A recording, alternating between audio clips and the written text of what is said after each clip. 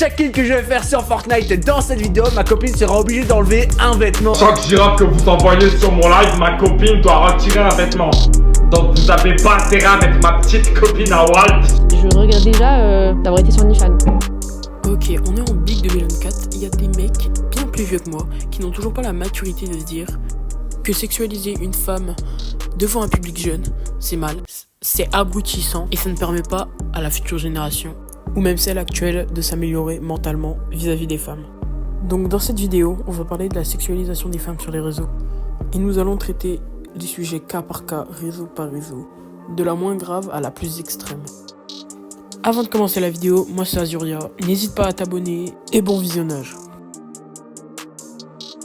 Ok, on va commencer la vidéo avec le réseau qui est pour moi le moins problématique vis-à-vis des femmes. Je parle bien sûr d'Instagram. Oui, ça peut choquer, mais oui, Instagram est sûrement le moins problématique au niveau de la sexualisation des femmes.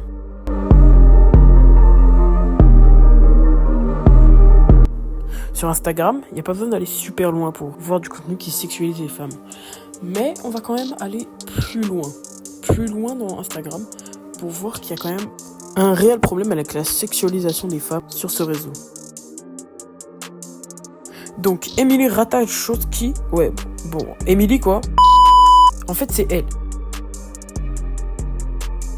En gros, c'est une femme qui poste des photos d'elle sur Instagram. Mais c'est pas vraiment elle le problème, c'est plus ses fans. Plus même ses comptes fans qui s'affichent à l'écran. Je prends Emily Ratajkowski tout simplement parce que dans certains comptes fans, il y a des liens qui mènent tout simplement à des OnlyFans qui ont aucun rapport avec Emily Ratajkowski. Et ça peut vraiment être problématique parce que simplement un compte OnlyFans, alors que c'est une personne qui défend le corps des femmes et puis la femme en général, parce qu'il n'y a pas vraiment de rapport avec le concept qu'elle fait de normaliser le corps de la femme. Là, il y a vraiment but de prendre le corps de la femme comme un objet. Bon, sur Instagram, je n'ai que ça à dire. Passons sur un autre réseau.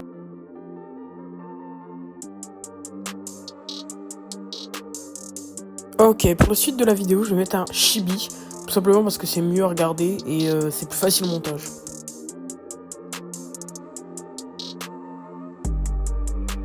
Ok, Jean-Fils c'est lui.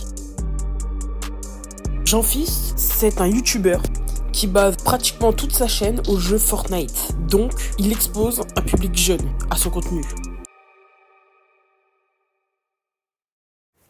Ok, on est complètement en droit de se dire, mais quel est le problème avec ce youtubeur? Il est clean, il joue à Fortnite avec sa copine. En fait, le truc, c'est pas vraiment le fait qu'il joue à Fortnite, c'est ses concepts. Chaque kill que je vais faire sur Fortnite dans cette vidéo, ma copine sera obligée d'enlever un vêtement. Ses miniatures. Ces concepts de vidéos qui seront hyper problématiques pour la plateforme. J'ai un nouveau concept pour Jean-Fils. Un kill et je tabasse ma copine une fois.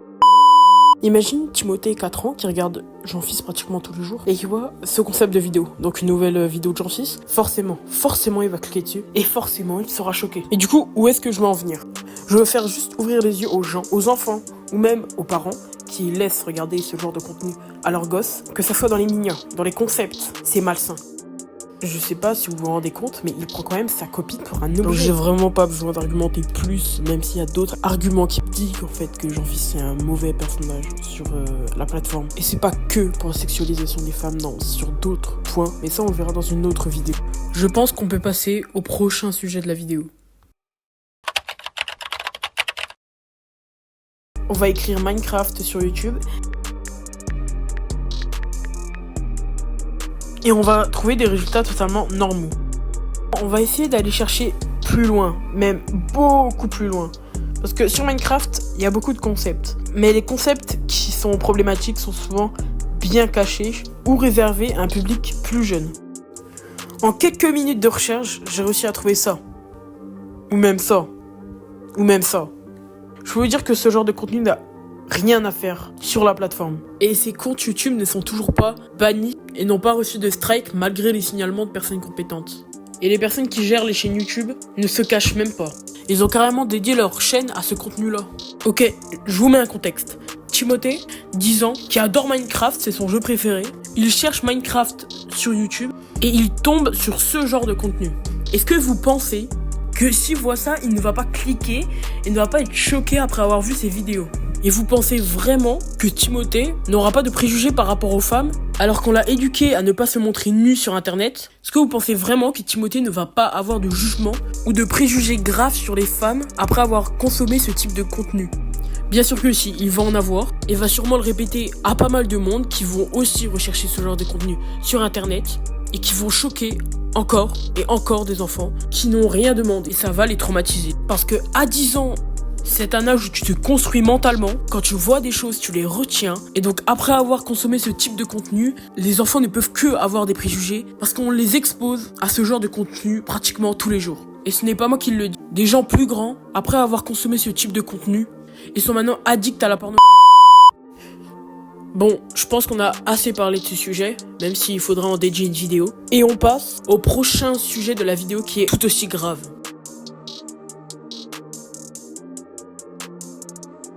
Ok, là je vais m'attaquer à un gros poisson. On parle quand même du numéro 1 gaming sur TikTok. Je parle bien sûr de Katakuri Live. On va me dire, mais c'est un mec normal. Non, regardez ses concepts juste de vidéo. Ah, je suis en live avec ma meuf. Et t'as là. Comme on peut le voir à ses concepts de vidéo, qui sont inexistants, comme son niveau à la boxe. J'ai 16 ans, tu sais, j'écoutais son trait, j'allais braquer des bijouteries, ouais j'étais... Ah ouais, la spéciale. Malgré ça, ça reste le top 1 jeu vidéo TikTok. Bon, avec un concept plutôt... qui ont envie de m'aider, ça fait plaisir. Ouais, bon, on va pas juger. Non, ce qui pose problème dans les vidéos de Katakuri, c'est pas vraiment son talent pour les vidéos qui sont inexistants, non. C'est plutôt ça. Ou ce genre d'emoji en parlant de sa meuf, après un drapeau algérien. Alors, ça m'étonnerait que les Algériens aiment être représentés par un mec qui tabasse sa copine, qui la prend pour un objet, et qui manipule ses abonnés. Parce que, on va pas se le cacher, dans ses lives, j'y suis allé 2-3 fois, il ne s'est jamais passé ce qui devait se passer selon lui. Ce mec est un malade mental, je ne comprends toujours pas pourquoi TikTok ne fait rien face à ses vidéos qui sont problématiques. Certes, ses lives, il fait plus de lives que de vidéos, mais ses vidéos sont problématiques et n'ont rien à faire sur une appli comme TikTok. Et il n'a pas l'air d'avoir un handicap mental vu ses anciennes vidéos qui sont totalement normales. Bon bah voilà les mecs, c'est la fin de la vidéo. J'ai mis beaucoup de temps à faire cette vidéo, à peu près une semaine de montage. N'hésite pas à liker et à t'abonner. Et bonne continuation.